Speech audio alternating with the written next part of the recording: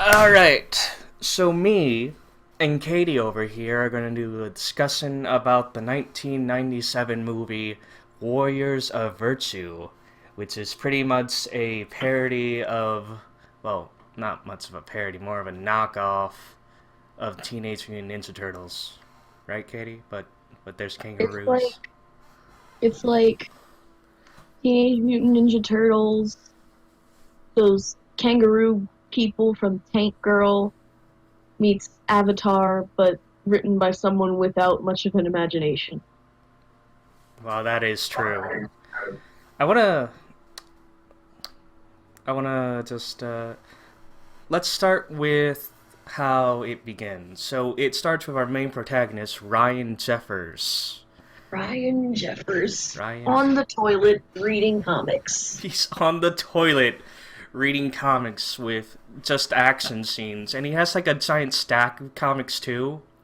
So I don't get it. Like, They're just next to his toilet. why would he have like a stack of comics right by his toilet Do you, in the morning? do you not have books by your toilet? I have books by my toilet.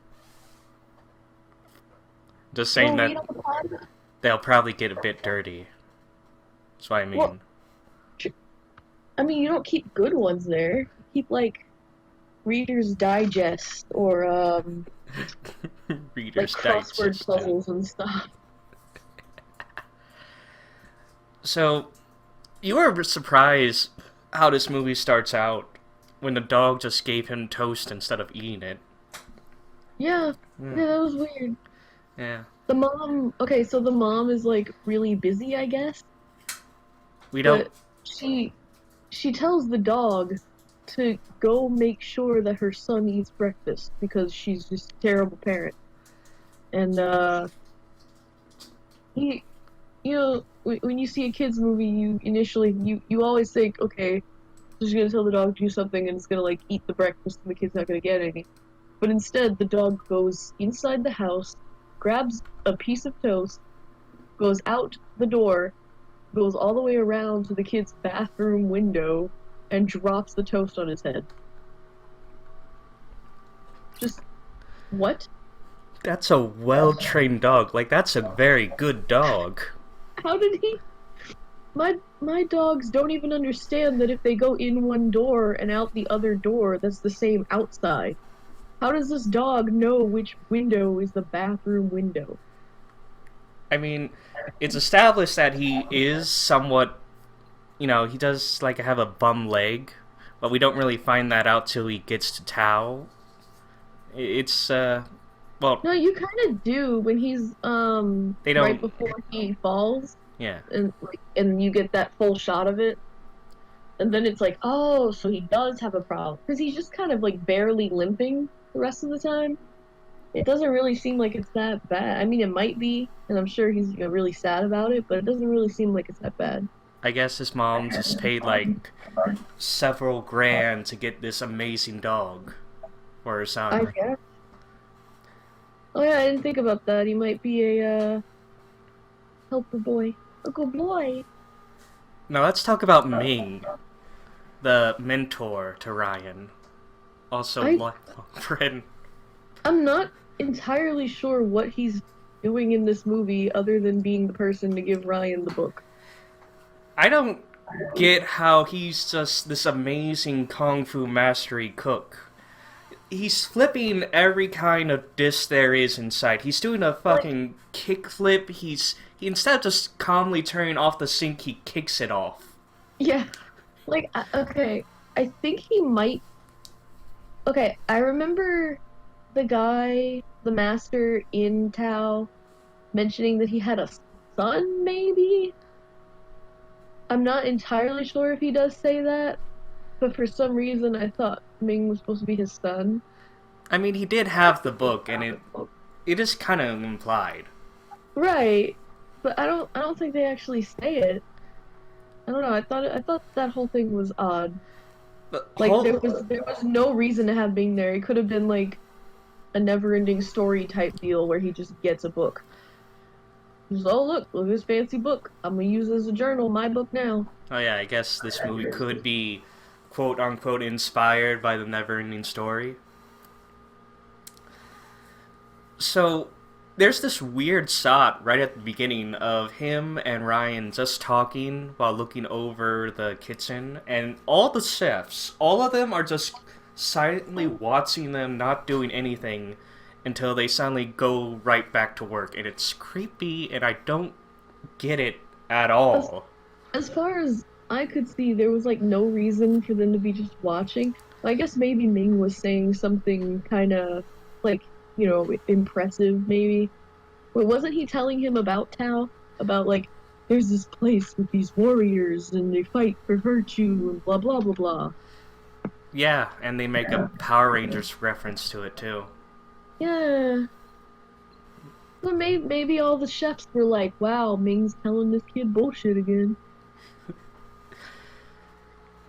All They right. all liked him. That was pretty cool. Like literally everyone at that restaurant likes Ryan except for the one manager. That's because Ryan ran into it. So what really kicks off the story is when Ryan, who is a water boy on this football team, gives Oh my advice. god. Yeah. I just realized What? he's a water boy. Yeah? He's already water. Yeah. Oh! That's why he brings back. That's why he's able to convince the water one to come back. Oh Oh my my god. god! I didn't think that's amazing. Okay. This movie just got 1% better. That's some good symbolism, even if it's unintentional. It did. Alright.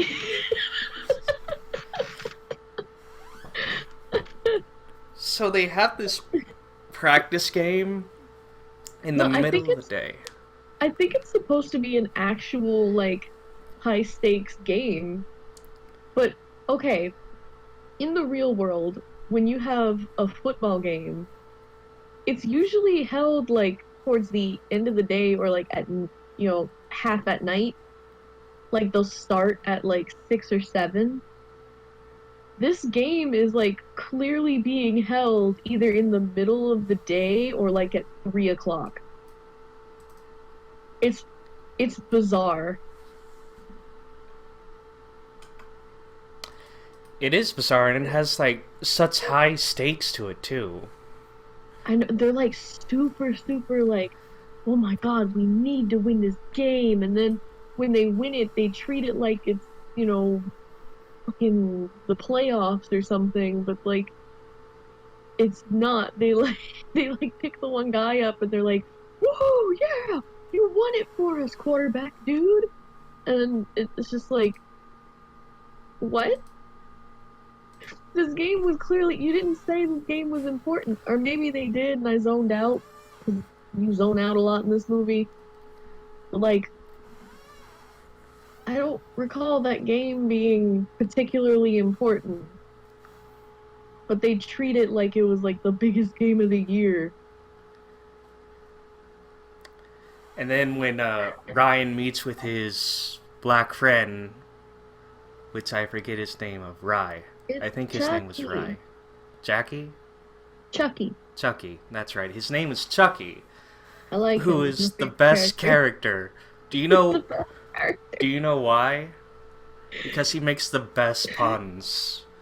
He's just so fly in this whole movie, Oh my and god. he convinces the starting bully antagonist Brad, who I don't really know his clear motives, by the way. He's like, "Oh, you He's very suck." confusing. He's like, "Oh, you suck, Ryan."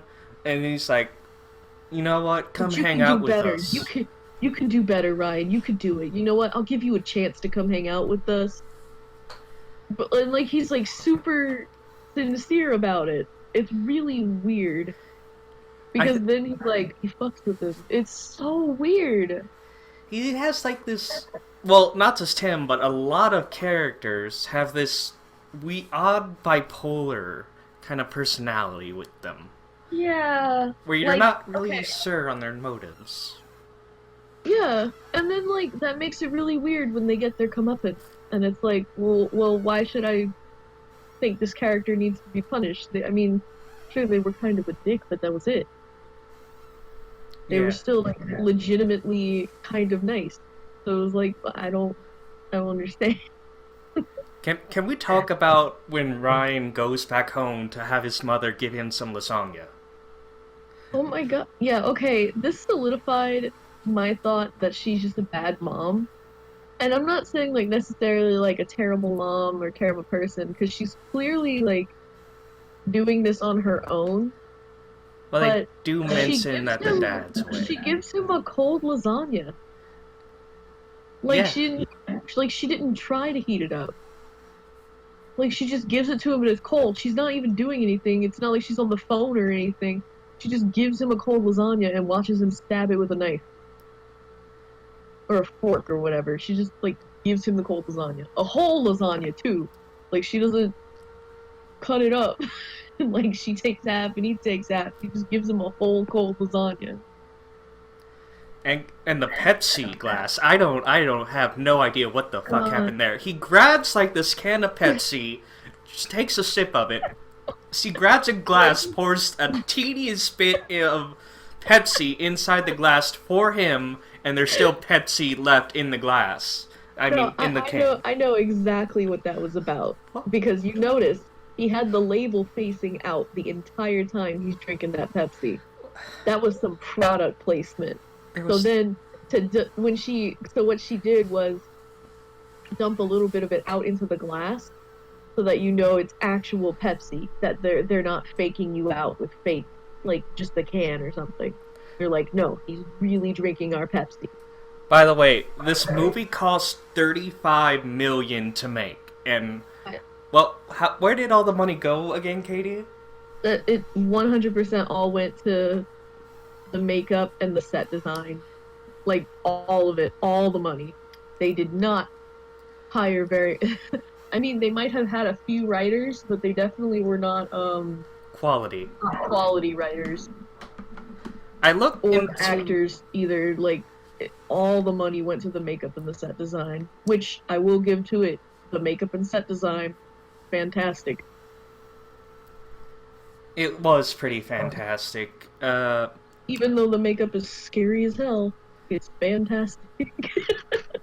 I even looked into the behind the scenes of it, and all they talk about was the makeup. It pretty much feels like this entire movie was just a personal, project for someone to work on their directing skills.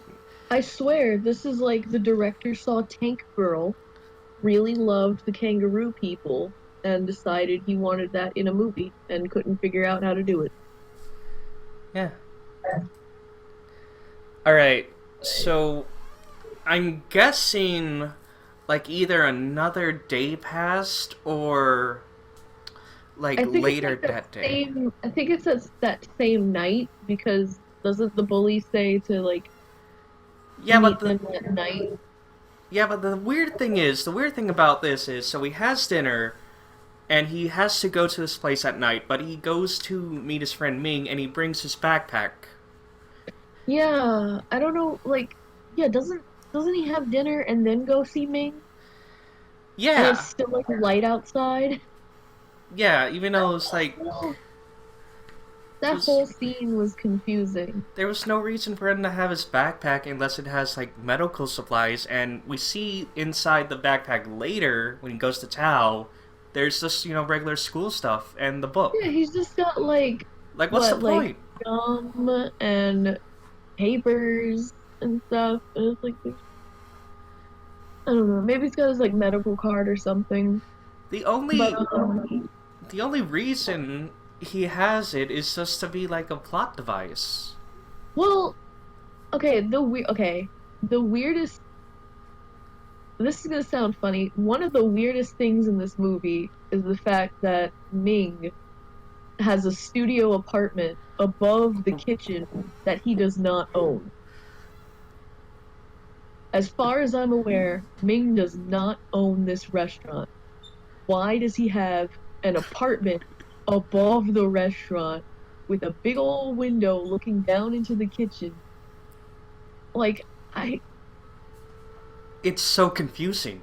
He has a bed. He has like everything that you would ever need to it's live like in an apartment. a it's a nice apartment, but it's just above this gross kitchen. I mean, maybe well, okay. I might be remembering it wrong. The kitchen was actually pretty cool. It was like Yeah, really nice kitchen.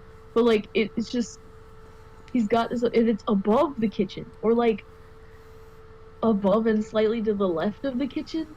Like I'm not entirely sure where it's at. it is. It's But like right at the kitchen. You can yeah, it's like see right over the kitchen. the And there's a steam. big window looking out into the kitchen. Yeah, and the steam from Yeah, the you can see appliances all the goes steam. straight in there. They go straight in there. It must be so And this humid. man wears sweater vests. He wears How? he He's a changes out president. of his uniform and wears a goddamn sweater vest, which you gotta admit, like in a kitchen, on the It's gonna be ceiling of hot. it must be like boiling for him. I mean, I understand, a normal person, if they lived above a kitchen and it's super hot, they'd just be naked all the time. He had a kid over. He can't just like do that. He's like, let me get into something more Yeah, he was like, comfortable. oh God. Yeah, no, he was like, oh God, I have to actually put clothes on, but I haven't gotten my summer clothes out yet. Wouldn't he have to just go right back to work anyway? Like it's right. I It's right thought next he to. would have, but I guess maybe he was off. Maybe he does own the restaurant. It's not very clear. No, Unless they said it and while I was zoned out, which is 100% possible. no, it was not clear. All right, Okay. so the two go out. Chucky and Ryan go out to meet the teenagers who are like a good 4 or 5 years older than them, as it would Yeah. seem. They ride their goddamn bikes and just stop like 2 feet in front of the two, and it looks very intimidating and confusing about why all of them would just do that. Especially since like they're all nice to the kids except for the one bully. Who's like a mix. Yeah, and even he is like kind of helpful, not helpful, like encouraging. Yeah, Mm. encouraging is the right word. So now we made to the whirlpool scene, which doesn't make sense. Okay, so the thing with the gang of teenagers is that they cross this pipe over what I'm pretty sure is supposed to be like a sewage treatment thing, like a sewage treatment plant thing. And so, like, the water goes down into it and it whirlpools in and then it goes to the treatment plant. So they cross the pipe and there's a wall on the other side and they go and tag it with spray paint. And that's how you And become part of the gang. yeah, that's how you become part of the gang. And they want Ryan and Chucky to do it. So the bully guy goes first. And he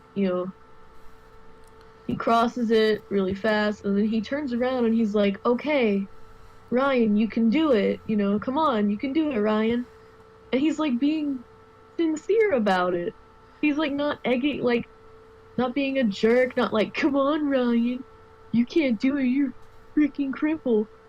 No, he's just like, "Oh, come on, Ryan, you can do it. You can do it, Ryan." And then all the other like teenagers are like, "No, don't do it. I can't believe you're gonna make him do it. Blah And blah blah." they came all the way there. I know. I'm like, what are you thinking? You think he's just gonna take him all the way there, scare him, and leave? No. And Chucky, who's the only reasonable one, says like, "Yo, Ryan, you can't do this. You're gonna cross this slimy pipe, and you Yeah, have like this yeah, bum leg. You could fall and die." because Chucky's the best character. He is the most realistic character. Yeah, well, even like the girl who we're supposed to like, even she's just kind of like, "Oh, you can't make him do that, quarterback person." And there's this weird shot. She's just, There's this weird shot of the kids where I think like there's another 4 or 5 of them in the background, but there's not. There's actually just Brad, the girl, and this other guy in the shot, and there are these 2 other people who are just in the background, and they have the camera cut them off like most of this entire scene, and it's It's just a rude. little odd. It's a little rude and a little odd. Oh, you mean the other, like, the brunette girl? Yeah, they're the Yeah, flannel gang because like most of yeah. them just wear flannel clothing. It was the 90s, to be fair. Yeah. But okay, so Do you remember the Ryan, light over Ryan's the just like, whirlpool? yeah, Ryan's just like, F you, I'm gonna go tag my name so that these kids respect me. When it's like, Ryan, literally, all the other kids respect you. It's literally just the quarterback dude who's being a dick. And even then, he's not even really being a dick. He still kind of respects you. Or at least he's being nice, you know? Yeah. But, so he goes to cross the thing, and then a jet of, I'm guessing it's supposed to be sewage, shoots out of the pipe that sits over the pipe they're crossing and pushes him down into the big whirlpool. And the faces of the other kids are just fantastic. They're like, how could this have happened? Yeah, oh no, how did this happen? What went wrong? It's like, what do you mean? I love the one girl who's screaming. She's like, "Oh my God, get him out!" And the guy, the quarterback guy's just like, "I'm like 17. What do you want me to do?" He's just, He wasn't he's just thinking at standing all. there. Yeah, he's just kind of standing there freaking out. I mean, Yeah. what do you want him to do? You want him to also jump in there and get killed? No. And then he just thought, oh well, he's just gonna go to jail. Now we're killing a small child. Yeah, yeah. I mean, but then like Ryan's an idiot. Remember? Yeah. Because the next part when he wakes up, He wakes up in Tao. he wakes up in what looks like the Dagobah set from Star Wars, okay? It is. Like, it straight up looks like Dagobah. Like, you're about to meet Yoda. He's just gonna pop out of somewhere. And, like, he wakes up and he's like, "Oh, you guys are pranking me." Like, Ryan, is that really your first thought? They let you fall into a whirlpool, fished you out, brought you into a swamp, and just left you there? Who would do that? How is that a prank? And his leg's all better, by the way. Like, he doesn't notice for like the first 5 minutes he's there. Which, He's just kind of looking around like, "You guys are pranking me." Wait. and he, by the way, he just runs for a while too before he even realizes, oh, my He leg's runs fine. for like a good minute, and then he's like, "Oh my God, my leg." And this dude just spears his book bag in the intent Yeah. to kill him. I mean, I understand like after the fact. What that was pretty shocking.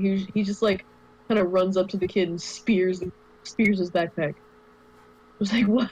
What? Okay. Then The water guy, which I Yeah. honestly don't remember all their names, so we're just I gonna don't call them by I the don't remember elements they any have. of their names.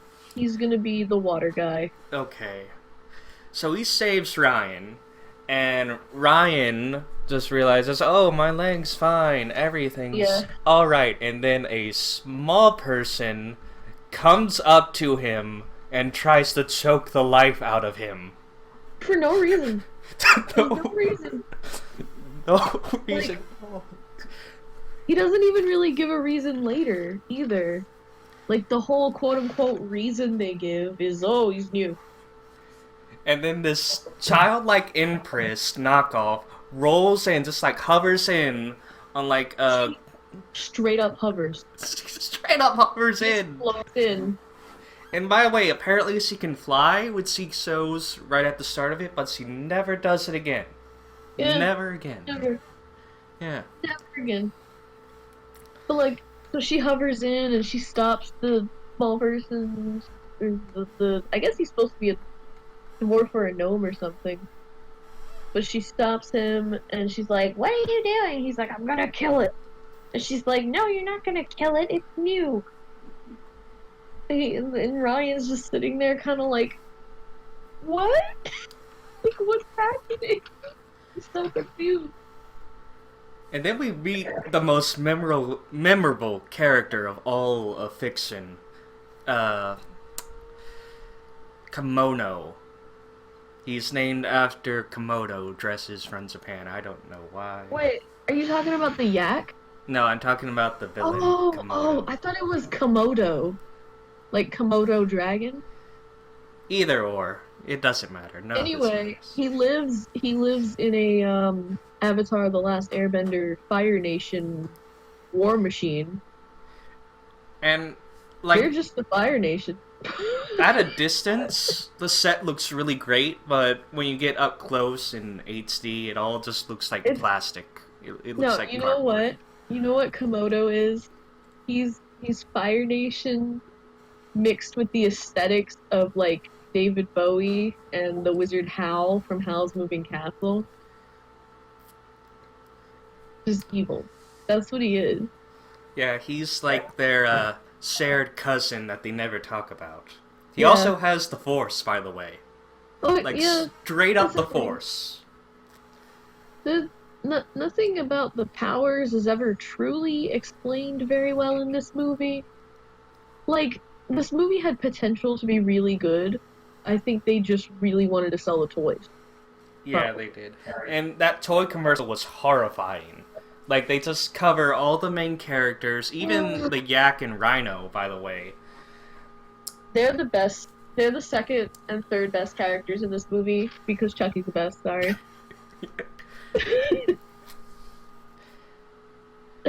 Chucky's the best. But Komodo just speaks in Tao quotes. Like, that's like a majority of how he talks all the time. Most of I which don't really fit the scene. I hate his henchmen that look like skinheads. Tweedledee and Tweedledum skinheads. They look like skinheads, like straight up. They And also. they even have tattoos on the side of their head that are supposed to be like some cow thing, but it's like, nope, that they look like skinheads. Yeah, that's kind of true. And they And I'm just like, lick all of Ryan's shit from his book bag, playing it with it like yeah, fucking idiots. yeah, I mean, they know like that stuff is kind of like metallic, right? Metal and plastic, which you think like, oh, doesn't seem that soft and organic. I don't think I can eat it. I don't know, man. I'm not even. The girl licks a notebook, a book. She has seen I like books. her. I wish they had done more with her. Like, just forget Tweedledee and Tweedledum and just make her the main henchman. She was pretty interesting during the end of She was the like, movie. she was like actually cool. Yeah, she seemed They in could have made love. her the main villain. Yeah, she was seemed in love with Komodo, but she But always Komodo kept has some. like a distance. Like she's like, I'm waiting for my time to shine. But I don't think that was like her choice because it seemed like Komodo's thing is he doesn't appreciate or understand loyalty. Because remember the one point where he's monologuing about capturing the kangaroo people.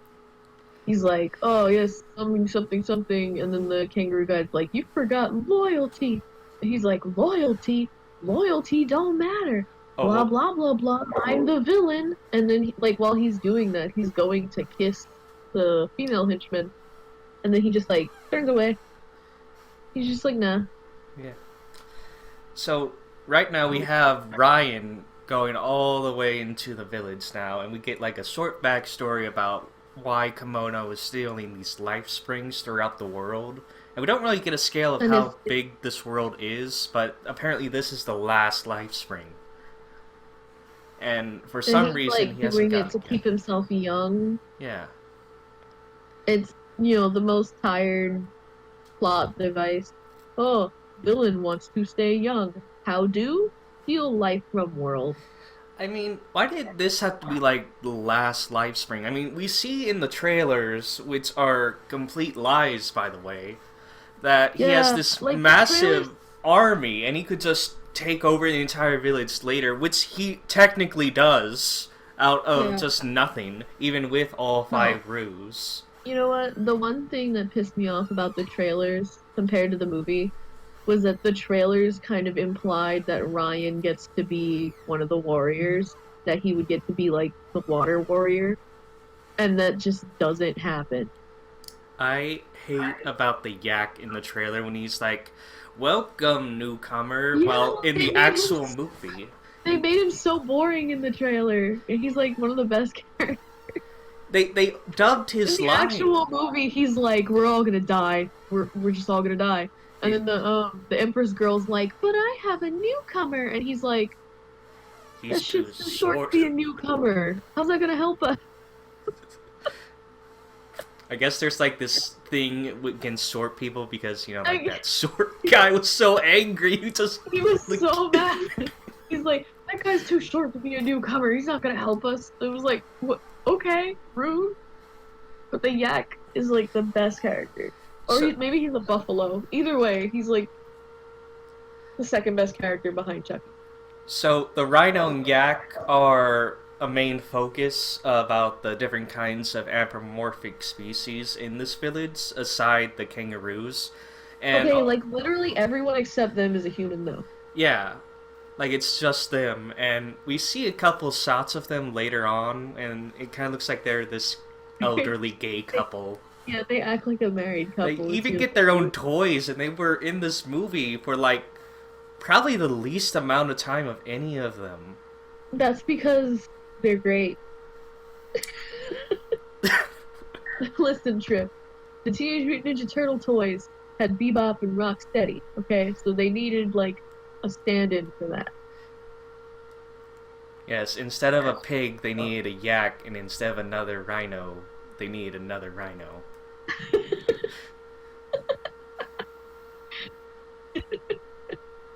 Yes. So we meet the master. Okay, he's the fourth best character Tell me why. because because he's the master. I have a soft spot for old men, old sweet men like Yoda and Master Chung. Was that his name? Yeah, Master Chung, that's it. Yeah, I have like like Master Chung and Yoda, and then like um Uncle Iroh. Like I don't know, I just have like a soft spot for that kind of character. Alright, so he meets Ryan and calls him, "Oh, come on, newcomer, I gotta teach you the way." And he's like, Yeah, "My name is Ryan Jeffers," and the next freaking shot is him, it's Ryan just sneaking up behind his shoulder himself and telling him so gently, "Show me the warriors of virtue, please." yeah. Ryan's a little weird, It and was I think that might be just bad direction for the kid because the kid is a good actor, so or they like he seems like he's like really trying, but the director is like telling him to do weird shit. yeah, some of these actors didn't have their careers ruined after this movie, which is, kind of surprising. Kind of surprising. And then But we meet the kangaroos. hold on one second. I am incredibly disappointed by the kangaroo people, by the warriors of virtue, because the way Master Chung talks about them, it's like they're supposed to be like benders. Like the one is fire, the one is metal, the one is earth, the one is wood. And they even kind of show them doing some bending. Like Mildly. the metal guy does a little bit of bending. The wood, the girl, like, the token girl in the group, that's the one who's wood, so she's like plants. And she kind of bends, like she She's has these the Earth one. flower darts and she can like move them. Yeah. But that's like it. But the way Master Chung talks about them, it's like they're these huge forces to be reckoned with and they can control their elements, and it's like they really cannot. Yeah, he even That was really disappointing. they even misfire and accidentally shoot right at him. He's like, "Oh, I gotta take care of this shit again," and he does some Yeah, cool martial arts and and it's undoes it. like these are supposed to be the best martial artists like ever. in this world, Yeah. and yet they almost kill the kid.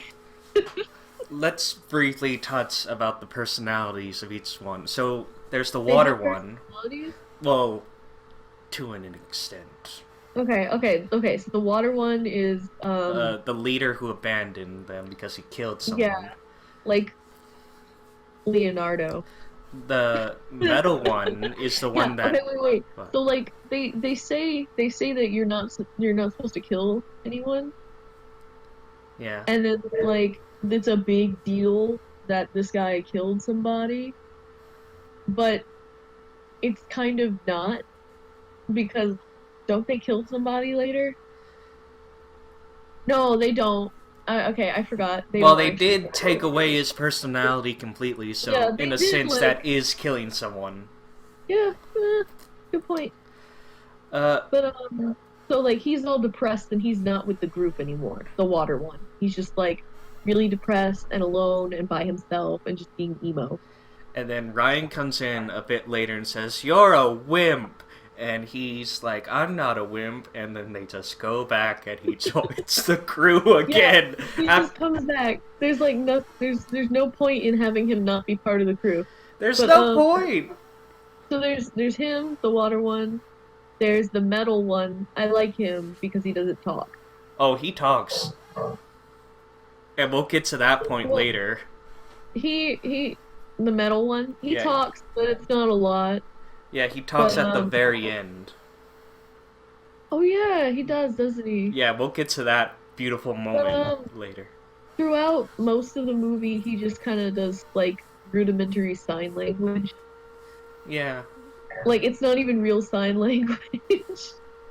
And then we get But I like guess it would be kind of hard to do with that costume on. That costume looked annoying. we got the But fire one who is like completely the least one with personality out of the bunch. They they try to give him something at the very end, but it's it nothing. feels like they kind of wanted him to be like the Michelangelo of the group. Like they wanted him to be the fun party guy, but they don't have him do anything. Yeah. And then when he talks, his voice is so unfitting for his character design. Like you would think he would have like a fun kind of like younger guy voice, but his voice is like super deep and gruff and like kind of gravelly. And it was That's like, whoa, whoa. that's the fire, wood, and metal one. The only two with normal voices are the water guy and the earth girl. And by the way, the earth No, girl and the Earth is the boy one. The girl no is the no wood no one. earth is the girl one, and the Well, then why wood is does the she boy have one. flowers? Is it because she's a Because they girl? didn't have good writers. That's silly. It's because she's a girl. Oh, that's right. The boy one is the wood because he's got the big stick that he hits things Yeah. with. So anyway, those two are in an Yeah. apparent relationship. I guess it's like implied. Yeah. It They is. like almost kiss at one point for no reason. So It's like that was unneeded. yeah, and later we get like this scene where Ryan goes and visits this ancient ruined shrine by the village. I'm guessing it looks pretty close, and their kangaroo statues broken. And I don't know if this is implied like these are the same 5 kangaroos who got statues made of them and they were just crumbled into dust. It's not really said why that is or how old they are. It doesn't make sense. They just sew things and they just expect you to fill in all the blanks, like these huge Mad Lib blanks. Well, like that could be fun for some movies, but you still need to like leave hints about what is happening. Like, oh, what was I saw one movie where it didn't really tell you anything, but the movie was still entertaining. And it was like, yeah, the movie doesn't have to hold your hand, but you need to give your audience something to understand.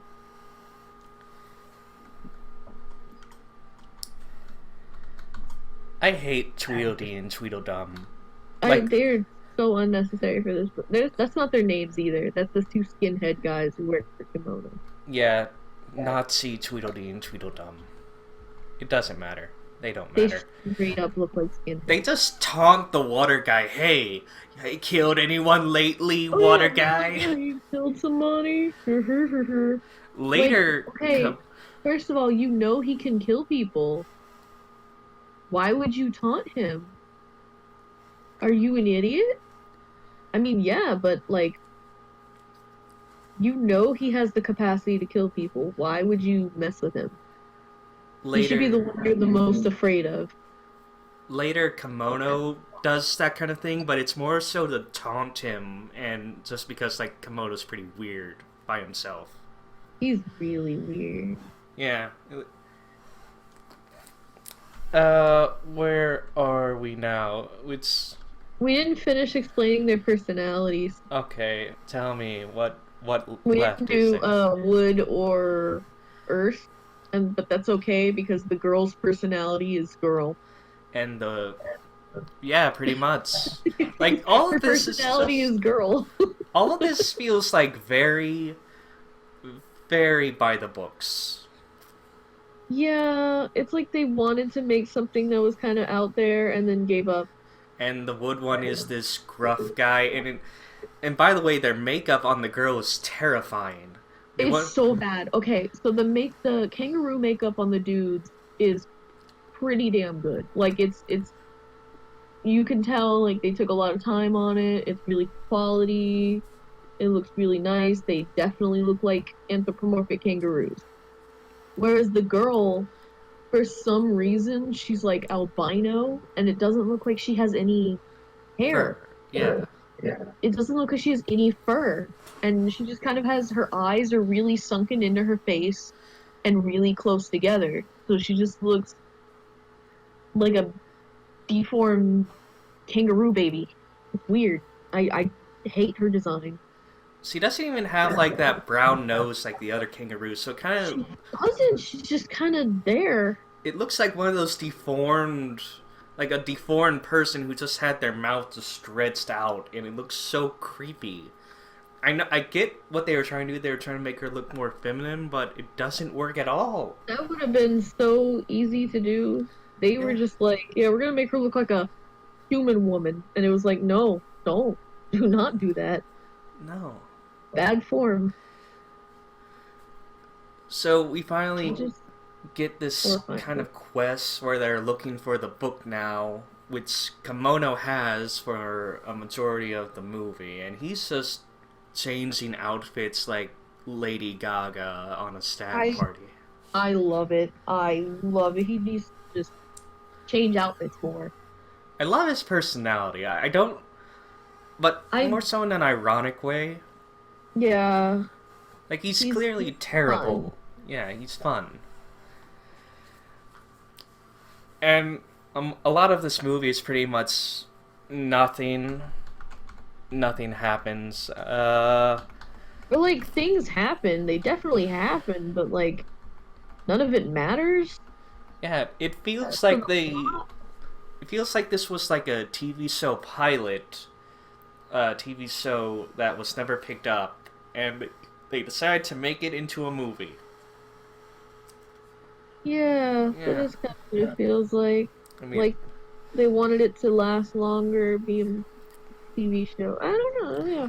there's a shot in this movie where the girl, the child princess knockoff, is walking up with a tray of food while the 5 or 6 of them are talking, Oh my and they God. say whatever, Like she like eavesdrops on them and and like, then leaves. But when well, she leaves, it's just the scene of her walking up the stairs backwards. they just legitimately reversed the shot. They couldn't be bothered with her just, oh, like, okay, you're talking. I'm gonna go down with my tray of food for you. We're not even like exaggerating on this. It's just the scene of her walking up the stairs backwards. This movie cost $35 million. And they just reversed the shot. They just reversed that shot. It wouldn't have been hard to film her walking backwards down some stairs. It would not. And then she just leaves, and I'm guessing like we start the second act of the movie, or yeah, the lower point where we find out that she is actually working with Kimono the whole time. For reasons never actually explained. And then they're She just lives in the swamp village. So how does this work?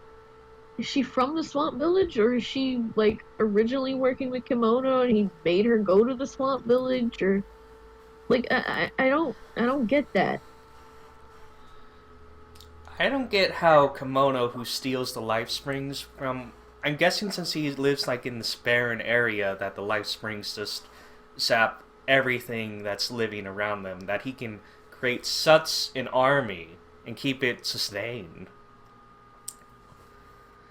I mean, yeah, I don't know. What do they eat? Do they live off magic? Do they just live off food? I guess. I don't know. It's it's it's just a weird it's just a weird thing. It's not explained. It's just another fill in the blank yourself. And it turns out the girl is drinking this life spring juice so she can live forever with him too, I guess. Because reasons. That's Because just pretty much what the rest of the movie boils down to, is just because reasons. and the small guy comes right back into the village, meets with the boy in his bedroom, and Yeah, no says one stops him. Like, this is a guy who no one likes. because he's short. They don't like short people. So, well, because he's a dick. He's a douchebag. Little bit, yeah. And you But, like, think no like one stops him from coming into the village, even though no one likes him. They just let him come into the village. and they let him go to the newcomer, which they pretty much cherish because he brought the five bands together again, and Oh they yeah, by now believe. he's brought the water guy back, and it's literally just like, hey, you're a chicken for not coming back. And he's like, hey, how dare you? I am no chicken. I am a kangaroo. uh, so he says, "Oh, I'm going to help you get your book back because if you don't get the book, you won't be able to go home, and you'll just be here forever." And they don't Or- have TV. I don't know how they know that without the book he'll be here forever. So I he don't think betrays him. Yeah, like, the guy had been bought out by Kimono's, like, commander of his army, Yeah, and and he, like, leads Ryan to the commander, and Ryan gives him a watch, which to me just kind of felt like the scene out of Labyrinth where, Hoggle's like, oh, give me a thing and I'll take you as far as I can go. And so she takes off her bracelet and gives him the plastic bracelet. That's kind of what it felt like. It was a strange little thing to do. it it feels like this whole movie took a lot of inspirations from a lot of fantasy movies, and it wanted to be those, but it didn't want to be the writing in those Yeah, that made those like movies great. it really wanted to be like, um, Never Ending Story. Labyrinth meets Neverending Story, It's Teenage but it Mutant just Ninja could Turtles. not get there. Yeah, it can't do the fantastical world. This movie has so much potential, and it it just falls short. it could have been pretty good, but it just doesn't. So, Metal, Fire, and Water Guy go to take the book. Oh my god. Well, at that same night where Ryan gets kidnapped. So I'm guessing the Earth and Wood couple are just, banging someplace. Yeah, they just don't go with him. We don't see No, them for like another they, 20 minutes. yeah, and they don't explain it for a little while, but they leave them there. They leave them at the village to protect it if Kimono sends its army. I can kind of understand that, but it would be interesting to see them sneak in and actually just do something. Yeah, because they sneak in, try to grab the book, turns out to be an illusion, and they get captured. Yeah, and it Like turns. that's literally what happens. That's it. And then Kimono comes in and he monologues for a little bit, and they're like, "Oh my God, the young lady She betrayed us. betrayed us." Yeah, like what? And Um. there Oh, was some kind of a reason for it. It turns out the water guy killed her brother, who was on the yeah. evil side, I'm guessing, and then I she don't, just joined. that's not super explained, but I mean, they give an explanation, but it was kind of dumb. But Yeah, so then the most disappointing thing happens. They like fall down a hole. they fall into a blender. But okay, now remember who is here. The Yeah, one who's supposed to be able to control metal, the yeah. one who's supposed to be able to control fire, and the one who's supposed to be able to control water. So they fall into this pit that has at the bottom metal blades and fire. How do they save themselves? Oh, the metal one throws his weapon at the blades and it stops it, And and the they crawl worst away. get yourself out of a plot hole convenient thing that I've ever seen happen is that there's just There's like a tunnel. just a hole there. There's There's just just a a tunnel. tunnel right at the ends of the blade so they can just come out. Yeah, yeah. That's it. That's how they do it. No, we could have had a cool scene. Could have had the fire guy melt the metal blades with that fire underneath. Could have had the metal guy use his metal bending to stop him and stand on him. What do? Oh, we get rid of our weapon and just kind of throw it at the blades. And they Okay. can do Oh, some and then kind of control over the elements. The fire guy just uses his thumb as a lighter. like they clearly can use the elements. He lights his thumb on fire. Like out of nothing, he just makes the fire, and it's like, okay, so you can do things. So why do you not do things? An interesting thing I found out when I looked up Chinese mythology and such, since there are five basic elements from China, you know, there's actually a structure for them, like water, metal,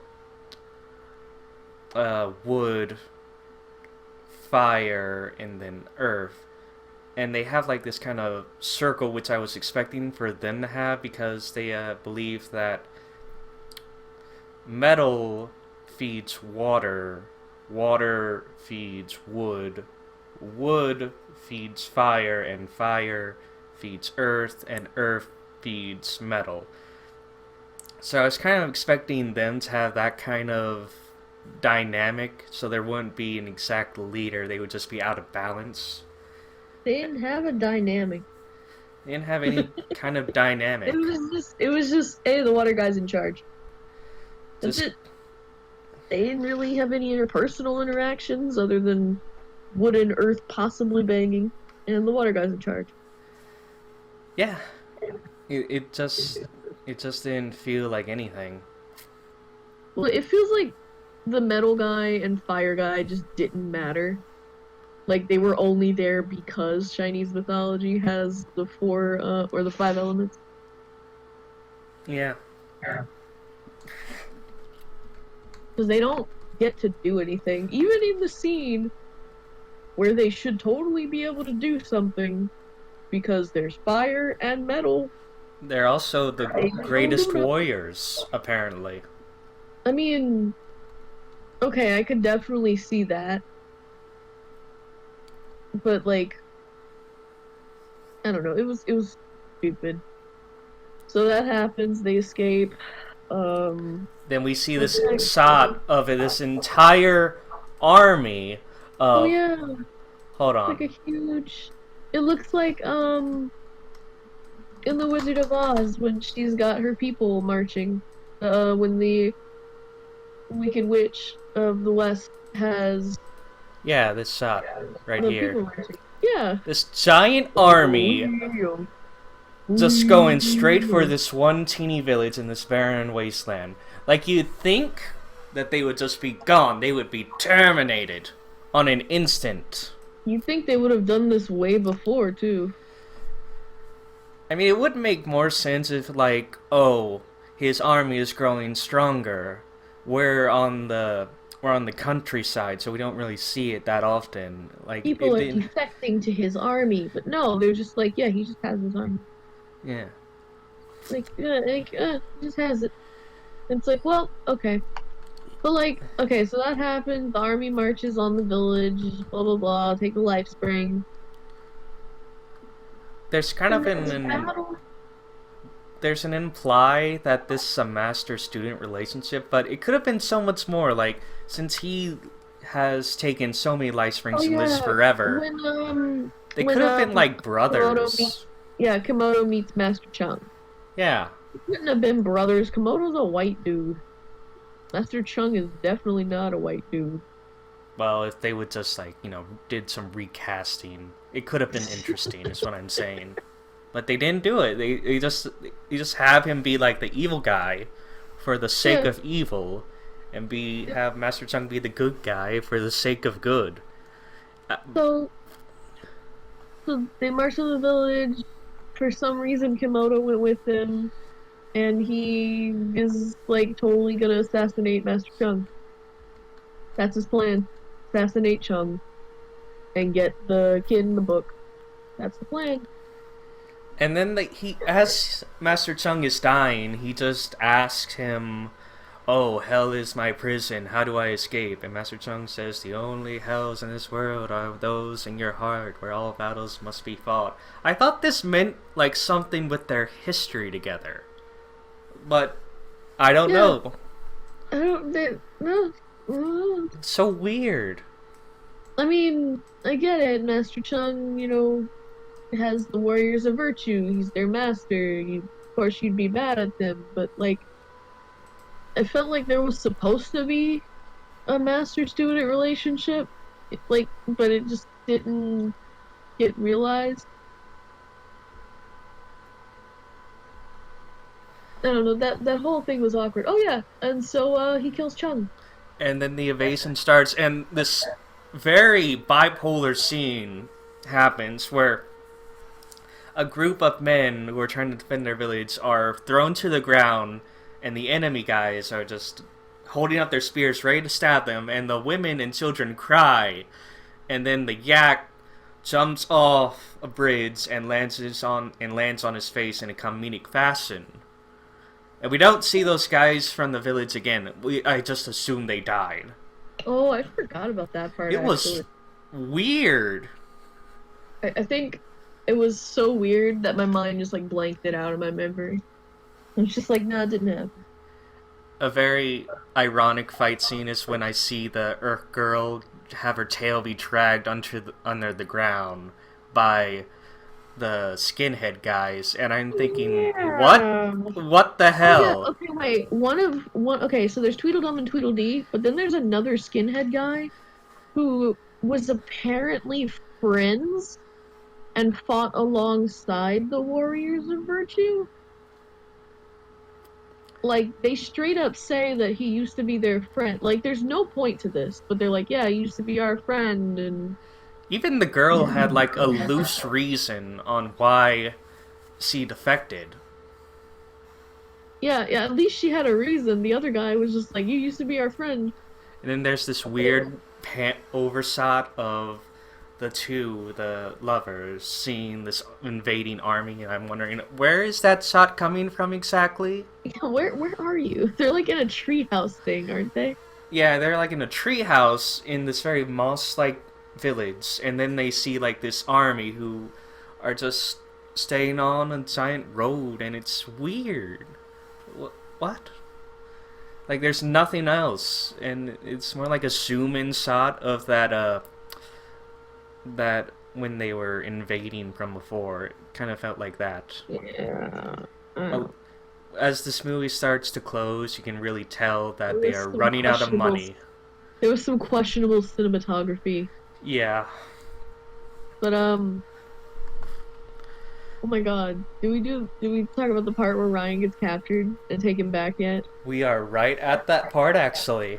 Oh my god. Okay. So Ryan gets captured and taken back, and he's apparently the only one who can read the book, right? So Right. Kimono's like, okay, it like the shot opens up with Ryan laying in this weird cocoon bed thing that Kimono has. And Kimono's just like, oh no, the girl comes in first. Yeah. And Ryan gets pissed at her.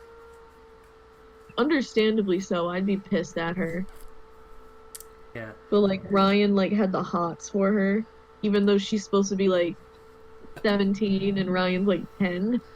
And then Komodo says like, "Ah, looking for me."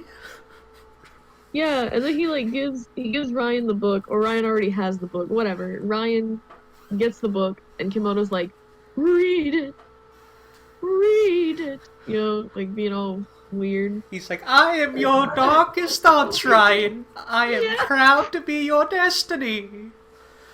No one So will ever Ryan, make fun of you again if you follow me." so Ryan opens the book. The greatest line. Say it, Katie. Say the greatest line. Oh my god, what was it? He tells him like to suck eggs or something. What does he tell him? I'm gonna write it down so you can say it. Okay, because it was really great. Oh yeah, so he like okay, so Kimono has him open the book, and he can't read it. There's like nothing in the book. It's like the scroll from Kung Fu Panda. You know, when he opens it, there's nothing in it. So so the kid just goes. He's like flipping through. He's like legitimately trying. He's like, oh god, I can't read it. I'm in the villain's lair. I'm gonna die. So he's like flipping through it, and Kimono's like, read it! And the kid just kind of looks up at him and goes, shit happens. Shit This is happened. the first. Yeah, he's just like, shit happens. Kimono's like, what? He's like, And the girl's shit like, happens. shit happens. Yeah. At first, he takes it like it's an actual like thing that the kid's reading from the book, and then he kind of goes, "Wait a second." I love that small moment of them Yeah, just believing him. yeah. There's just a moment where he's like, "Shit Oh. happens," and then he's just like, "Wait a second." It's the greatest Like, part really? of the movie. He gets in Ryan's face, and he's like, "Is that really what it says?" He doesn't curse. He's like, "Is that really what it says?" And he's like, "Shit happens." He's like, "Is that really what it says? Shit happens." Ryan's like, "Shit happens." He's like scared now. It's so funny. And he's like, "You can't read the book. You're worthless." It's like, whoa, whoa, whoa. You don't need to be rude. I love that part so much. It's amazing. Like It's, Ryan just grew a pair of balls for a second there. yeah. It's great. Like, okay, the other issue I have with this movie is Ryan doesn't learn anything. Yeah. I mean, Oh. I guess he maybe kind of does because he doesn't go across the pipe. But anyone in their right mind wouldn't have gone across the pipe in the first place. So. Oh. Kimono's girlfriend gets killed by the secondary villain. And he's Yeah. like, no. Wait, his the The- the princess, the child princess knockoff. Yeah. Empress. Yes, he Empress. dies. And then the only competent henchman that he has, the woman, Yeah. she dies. Yeah, he kills her, and we actually see She's like- some Yeah, humility. she's like, no one touches my master. He's like, no! Yeah, he's like actually like, no, oh my god. And uses the force And again. it's like, she was cool. I liked her. She had like the coolest costume, I think, with like the claw hands and stuff. And the rhino and the yak guy come in because apparently all the village has been enslaved, and they were Yeah. taken in, and then they finally start whipping their butts when they see Ryan. Yeah, Ryan's like, he like runs he runs out of the room, and he's just like running down the hallway, and you see them all walking, right? Yeah. And like being led to cells or whatever. And the yak guy or the buffalo guy, whatever he is, he's a yak or a buffalo. But he just kind of looks up, and Ryan's like, he shouts something at him, and then the guy goes, "Okay," and he just turns around and starts like he jumps on the guards. Destroying everything. Yeah, he's just like he goes berserk. Like, Then was the this rhino a guy joins plan? in. Like, they wanted to be captured so they could try to rescue Ryan again? I have no idea, because clearly they could hold their own. Yeah. Because they just like take down a whole line of the guards. They like sit on them. Right in the Fire Nation base. Yeah, right in the Fire Nation base. And then we see Oh. this touching moment of Komodo just caressing the Child Princess knockoff. Like, he actually Yes. cared about her. It was And- actually sad. I thought for sure he would just be like, "Oh well, she died." But he like actually cared that she was hurt, and it was like, "Oh, wait, now I feel bad." This movie has This man moments... just doesn't want to die. Yeah, it has moments where it could actually be something much more, but they don't care. Yeah. And then the sword guy comes back for the last time, wanting to return the watch that he took Yeah. from Ryan.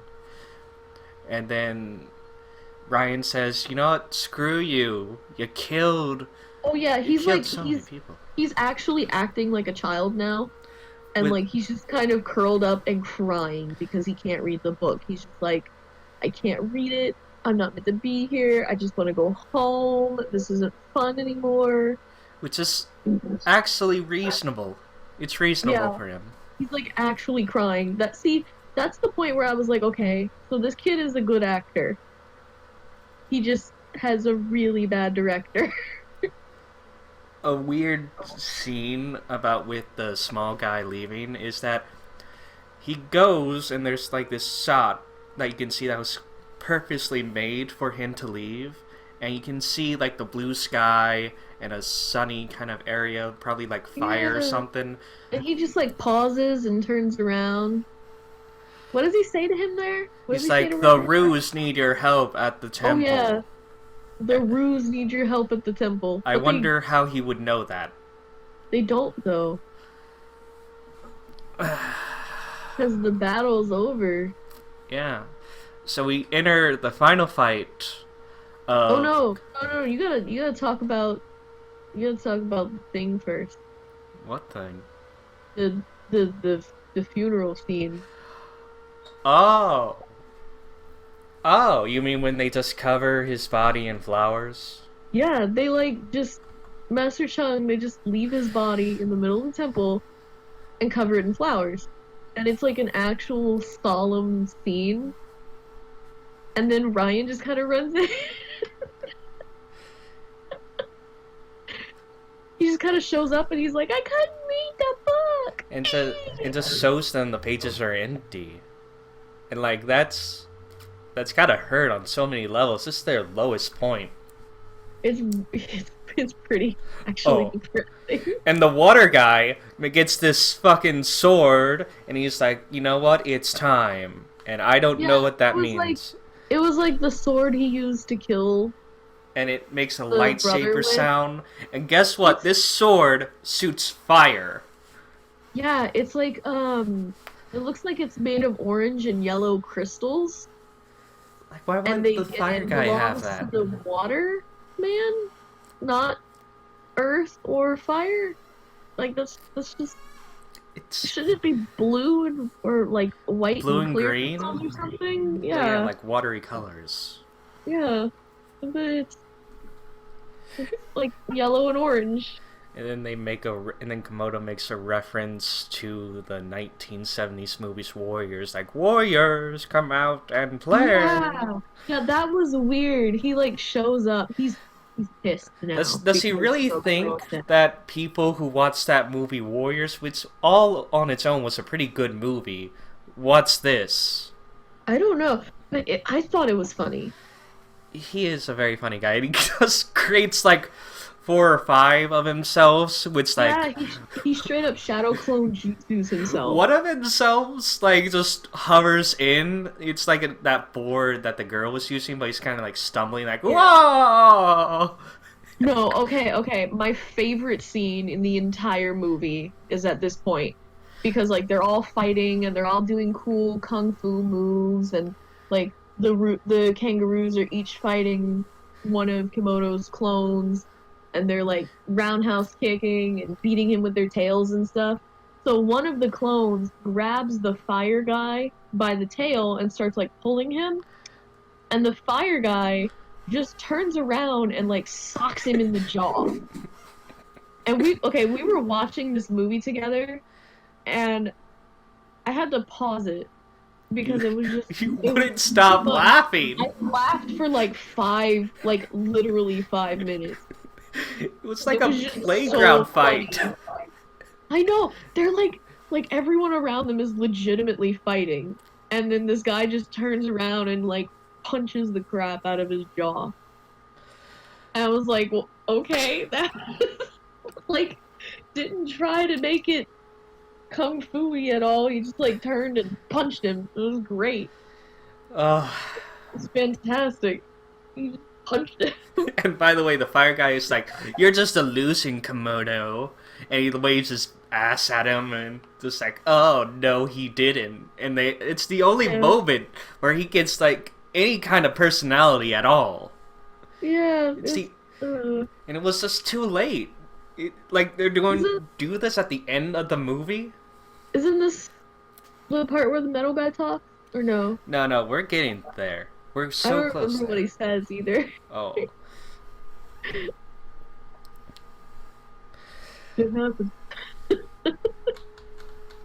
That would have been great as a callback if one of them just like got in Kimono's face and was like, "Shit happens."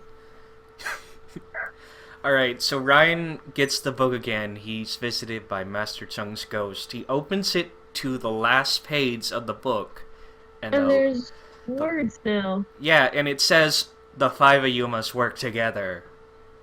Yeah, like duh. That's fuck. But It's so stupid. And then well, okay, here's a funny thing. Earlier when he was like in Kimono's lair and he was looking through the book, he was like looking through the first few pages. And then later when he looks in it, he opens to like one of the last pages and it has this written in it. So I'm just like, maybe that was there the whole time. He just didn't see it because he didn't open the book far enough. the book only has 1 page, and it's way in the back. Just got one page with stuff written on And it even has the line. It just shows that 1 page only shows like the 5 elements and says you Yeah. must work together, and if you kill someone, you lose a part of yourself. Which So and so because Kimono's already killed Master Chung, he's like going a little crazy right now. And they do a thing, Trip. The kangaroos do a thing. yeah, they do earth, wood, fire, metal, water, and they do the They- They straight up do the they- Captain Planet thing, and They they make all Captain Planet. they all fuse together into like this one giant energy ball. And then and it looks like they straight up kill. Oh wait, by the way, Ryan tears out pieces of the book, and Yeah. earlier Kimono's like, "It cannot be destroyed. You can be destroyed. Your armies can be destroyed." But he's just like ripping pages out of the book. Like what? Excuse me, kid?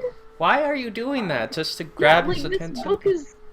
First of all, your friend gave you that book,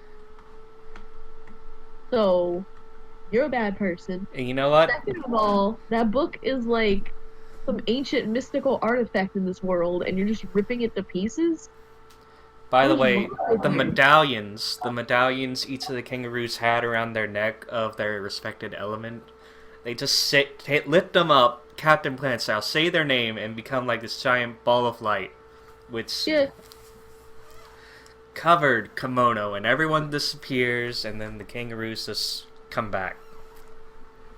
And Oh, and then there's this scene. Hold on, let me just get a good screenshot of it for you, just so you can know what's going on. which scene? This thing, they're just caressing his face. Oh my god, yeah, like Ryan dies. Like, they just caress his face. The metal one looks very deep into him. And Ryan dies for like 3 minutes. Like he's straight up dead. And then he just kind of comes back to life for reasons. He just kind of sits up and he's fine. yeah, and then the metal guy just says his first words, like, what was it? Thank you. You did it, Ryan. And that's all he says. And it was like, oh, that wasn't worth it. And the other kangaroos were like, you talked. Oh my god. Like, they were legitimately surprised. Yeah, that was pretty funny. They were like, oh my god. But like, it was like, oh, we waited that whole movie to hear you talk, and that's what we get. Just thank you. Not worth it. Ugh. But Oh. It's just kind of unnerving to see the metal guy caress Ryan's face. yeah, that was weird. Hold Wait, on. okay, so Ryan's fine. How does he get back home? Hold on. Like this part? Like, he's caressing. That is a caress. Yeah, he like it's like the back of his hand, and he's just like rubbing against Ryan's cheek. You can see that the kid just like, please stop. Yeah, he's like weird. Oh, by the way, the kangaroos all get their own wounds, but only in the mouth area, because Oh yeah, they're makeup all like was hurt by expensive. the mouth. Because I guess it's the easiest place to put. I mean, Makeup. they just put some blood on them. Even though like this is the end of the movie, they could have just destroyed them and make it look a little bit better. But Well, they might have filmed these parts earlier. Is the thing. alright, You don't usually film in order. So the most terrible resolvement of this movie is when Komodo comes back covered in rags, like, can you show me the way home? And the water Yeah, guy's he's like, just like, this is he's your like, home. who am I? Who am I? Can you? How do I get home? And they're just like, oh no, this is your home. You're staying here. And it's like, yeah, in jail, right? And then the entire army has the sees this life spring come back, where everything And they're becomes just like like- bright now.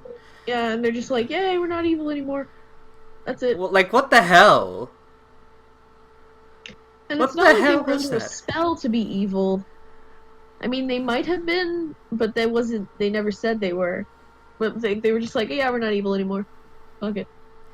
And then the skinhead guy, who's not an idiot, is just the kangaroos come up to him and they're like, hey, you could fight with us again. And it's like, oh yeah, I forgot that was a plot point. And then he just dies. He just dies in the world, and he comes back. Oh yeah, Ryan. Yeah, he just kind of dies. And then Chucky says the greatest line Ryan, ever. wait, no, this is great. Ryan wakes up, and it was like the whole thing was like a daydream he was having while he was getting ready to cross the pipe. Like, the whole thing was a dream! Like, legitimately, the whole thing was a daydream. It was really stupid. It was like what he was imagining would happen if he crossed the pipe. It was so dumb. It was... Or like, maybe it was implied that he really did cross the pipe, and then it And- just put him back in time before he crossed the pipe. Yeah. I Chucky think says... that's what it was implying.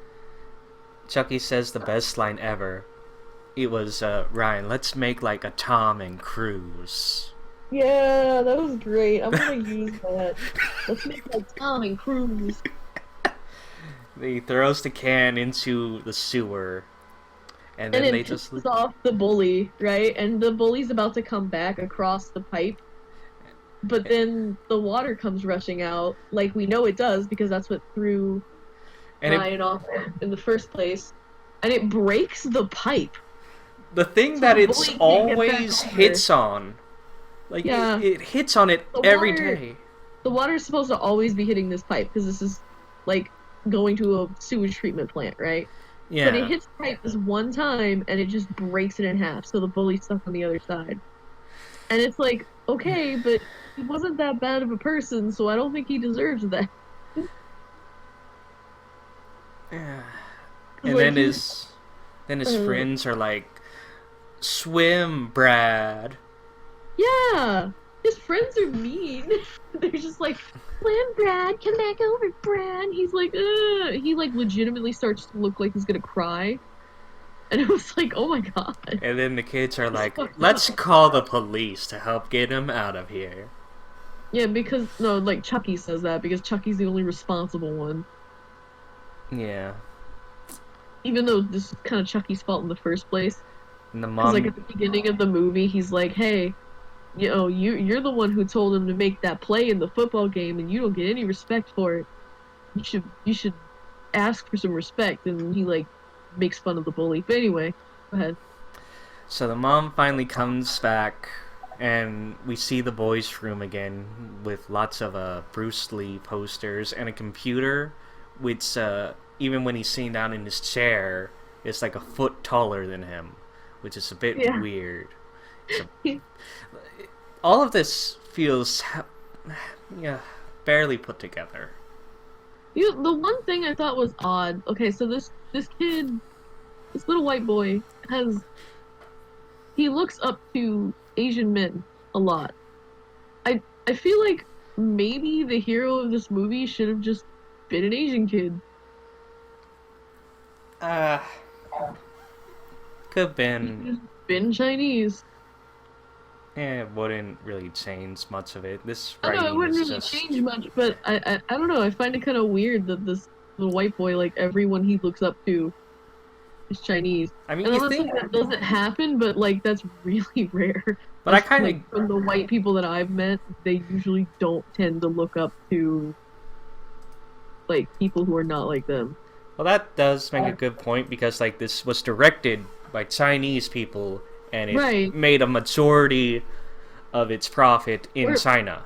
maybe they were doing like what Great Wall did, where like the majority of the actors were Asian, they were Chinese, and then they just had like one or two white people to sell the movie to Americans. Yeah. I could see that because Ryan does not do a lot in this movie. To be fair, Ryan does not do a lot at all. Do you know what's like a really weird at the end of the movie, like at the very very end, when Ryan just sees like this caterpillar, the cocoon that his friend Ming showed him, and he didn't take with him, by the way. He goes to see it, he opens the lid and says, and it reads, "Spread your wings, Ryan," which makes me a little unnerved because he didn't really see that till now. He didn't take it with him. He woke up in the middle of the night to see it. His mom didn't bring it in, so that only leaves, the possibility of Ming going to his house and placing it in there while his mom and him were not at home. Yeah, mm, I don't know. It's weird. It It's all weird. was very weird. And then he just grabs his dog and says, "Hey, boy, you want to hear about Tao?" Even though it's midnight and I'm very tired. I've had a Yeah, very long day. that was kind of cute. Where he's like, "You want to hear about a cow? You want to hear about what I did, boy?" Because that dog is like ridiculously smart. So, dog probably be like, "Whoa." And then that's the end of the movie. That's all. It That's was all of it. it was certainly a movie that happened, In and the I watched. in the behind the scenes, we found out that not all of the cast and crew spoke English or straight Chinese, so there was a bit of a conflict of a language barrier there. Yeah, I can see the result of that in this movie. Yeah, I mean, it had overall. I'd give the movie like a 4 out of 10. I would give it like a 6 if we're talking about ironic enjoyment. Yeah, like it had a lot of potential to be really good, and I could see that the majority of the people working on it actually tried. But they didn't try for writing. Yeah, there's a lot of plot holes. There's a lot of weird twists. There's a lot of things that happen that don't actually matter. There's a lot of things they say that matter that don't matter. They really There's a focus. there's a lot of side plot points that don't matter and aren't well thought out. It's it. I would have watched this had it been a cartoon. Like, if it was a cartoon, they could have made it better by just, every other episode they just give a reference to the Book of Tao and say how it helps them in their daily lives. Well, no, like, okay, think about this. Think about this. Cartoon concept, turning this movie into a cartoon. Just full of dragon tales. Just have Ryan be in his normal life. A thing happens, and then he's like, oh, I don't have to deal with this. I can go to Tao. He opens a book and he goes to Tao. And, then there's a parallel adventure. Like, oh, he's getting bullied at school, and the kid, is really mean, but that kid who's bullying him also comes from a, bad home or whatever, and he knows that because it's his neighbor. And so he goes to Tao, and they meet, I don't know, some young wizard child who comes from a bad family, so he's kind of a jerk, and that's why he's a jerk. And And then, you could have like the book itself. Like at the end of every episode, it just reveals another page. Like, oh, so yeah, this like you other get what I'm thing. saying? Yeah, Like it could be a show like that, or it could be just a straight adventure show. it could be. It could actually have been interesting. It could have been cool, but like he, like open the book and he gets to go home, or Yeah. well, open the book and he can say a phrase, go to Tao. Open the book, say another phrase, go home. Like he could just come between home and Tao whenever he wants. That would have Yeah. been. I would have watched that show. I also found out it took like 4 people just to manually control each kangaroo face. By the It's way, too much. so Just make it a cartoon. yeah, it would have been so much easier, and they made like 6 million back. So they just had like a gigantic loss of around what 24 million loss. If they had such a big loss, how did this get a sequel? It got a sequel. And none of the actors came back. None of them came back. I But mean, they saw the movie and said, I'm done." yeah, I- but that was Warriors of Virtue. Even the guy, Ryan, who's played by Mario, he did not do anything else after this movie. Not Okay. one thing else after the This is movie. gonna sound mean, but that kid has such a punchable face. Yeah, at the start of the movie, they have all these shots where they just completely focus look- on his face, and it's And very distracting. he looks really snotty, like just like an annoying kid. And to be fair, at the beginning of the movie, he kind of is an annoying kid. Not like super annoying, but annoying like I can't do anything, nothing is good, blah blah blah blah. Even though he's like shown to be really really smart, and it's like, oh, Ryan. Oh. You think the whole leg thing would come back to play, but it really doesn't. Like, when he would comes probably back have to and get. his leg is healed, You think he But would it's probably get not. used to it? Like, he would get used to running faster and faster, and it would be like an arc for him. Like, I want to go faster than I've ever gone before. Like, something with the desire of that kind of Oh, but activity. no, like when he comes back at the end of the movie, his leg is all busted up again, Yeah. and it's like he just accepts it now, but there's no reason for him to accept it. They didn't have an arc for that, which they really should have, because Like- why would they bring it up in the first place? Yeah, if why bring it up in the first place? I don't understand that. Anyway, the movie was okay. Yeah, the movie pretty okay. We'll get I, to the I, sequel another day. oh God. Another All day. right. Because we must find out what happens, because in the sequel, Chucky comes back and he goes to Yeah, Tao. Chucky goes to Tao. That's why I'm excited to watch the sequel. That is the That's only literally reason. the only thing. It is the He's only. Chucky goes to Tao. I'm excited for that.